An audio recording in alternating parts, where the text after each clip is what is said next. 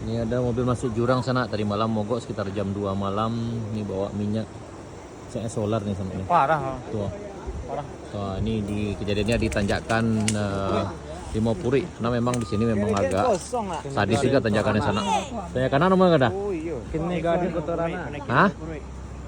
Ketika ada 50. Oh, itu.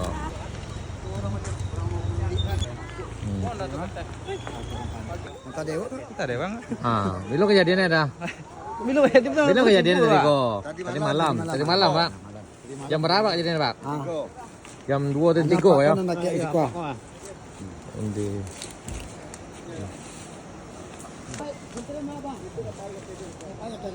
Oh, sopirnya udah diamankan sana nih. Tapi alhamdulillah tidak ada korban jiwa. Ini lumayan jauh nih sana nih. Tuh.